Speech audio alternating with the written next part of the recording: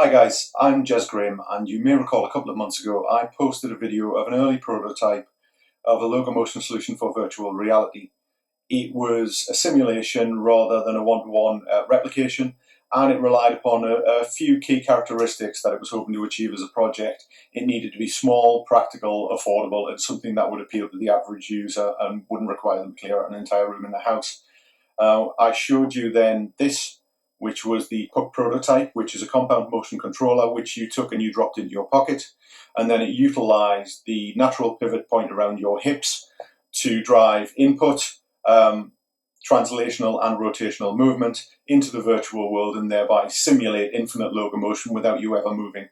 By doing so, it also avoided the challenges around the tethering on the headset and the fact that you were wired somewhere and therefore couldn't move too freely.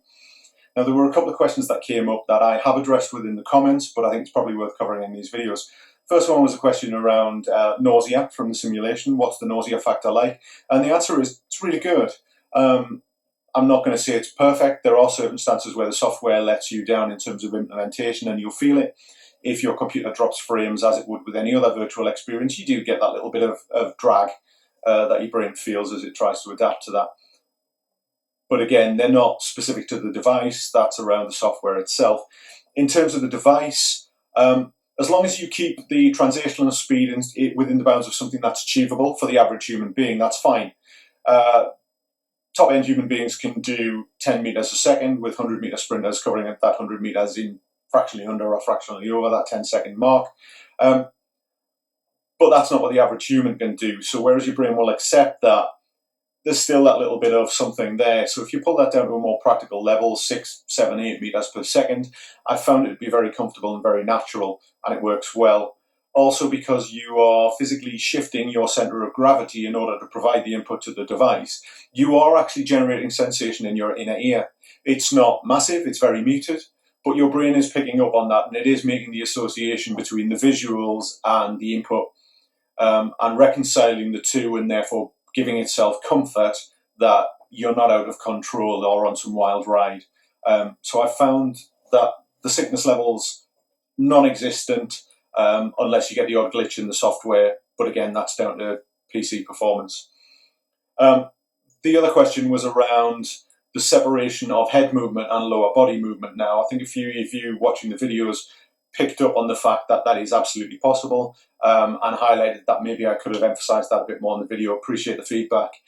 Yes, you're right. Because you're using the lower body as a natural pivot, your upper body rotation and your head orientation is independent of that input as far as your skeleton will allow it to be independent. What does that mean? It means you have the same constraints you would in normal life.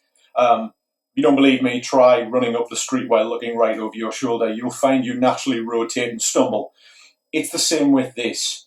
As long as you don't try and do something that's impossible in real life and is outside the bounds of your skeleton, it works here. So you can look over your right-hand shoulder while running up a corridor. You can check out what's behind you while walking sideways. All of those things are absolutely fine. And some of the pieces attached to this video should hopefully demonstrate that slightly better than I did last time. So what's been happening for a couple of months? I said at the end of the last video, the next steps for me were to refine the software, to improve the inputs, and make things a little bit smoother, a little bit more practical, and more automated. And I've been doing that. It's taken a little bit longer than I expected to for one main reason, and that is I built a new prototype, and this is it. The new prototype goes by the name Moonwalk, and no, I haven't lost my mind. This is a smartphone. It's an LG G3. The new prototype is not a smartphone, and I'm not claiming ownership of that, although this one is actually physically mine. I've now moved to a software platform. So the device is entirely software and is relying upon the hardware that's in the majority of smartphones available today. So if you've got a smartphone from the last couple of years, this will work on your smartphone. It's Android platform at the moment simply because I'm not an iPhone developer, but there's no reason why it won't run on an iPhone. It relies upon Wi-Fi networking to sync. The device and the game will find each other without any effort and will marry each other up. The other advantages of using a smartphone platform is obviously it has its own interface and it can store settings locally. So your phone goes with you wherever you go, it belongs to you, and therefore the configuration to the application goes with you too. So if you're capable of running at 6 meters per second and like dead zones of about 20%, then that's what you set. And every time you join a game, your custom parameters will be there and will go with you. So that's an advantage. From a developer standpoint, there are literally hundreds of millions of these devices already out there. Nobody needs to invest in hardware, and therefore you have a ready-made platform of potentially hundreds of millions of users if you were to implement this solution or a variant of it. You don't have to wait for an uptake on hardware. You don't have to worry about developing your game around something that only a half dozen people end up buying.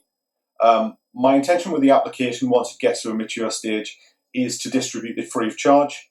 And therefore, we've gone from Project PUC's low entry bar with the cost no more than the price of the average joypad to the moonwalk prototype, which is free if you already own the smartphone.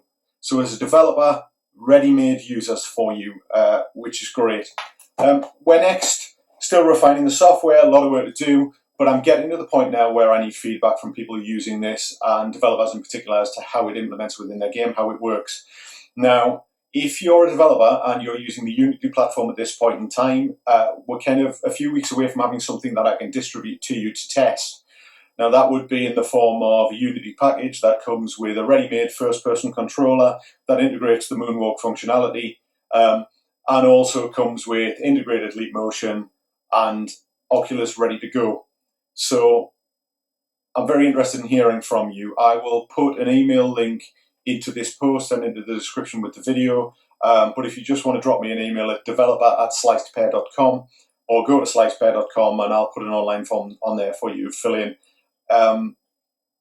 If there's interest, if people want to see more of this, then yes, absolutely, I'll look at iPhone, and we can also have a look at the Unreal Engine and see if this can be integrated. I don't see any limit as to that, other than that fact that I'm not familiar with that as an engine. I'm a Unity user. That's it for now. I'm going to attach a few bits and pieces on here that demonstrate a very basic demonstration of the functionality again, as I did last time, and look forward to hearing what you think. Thanks very much.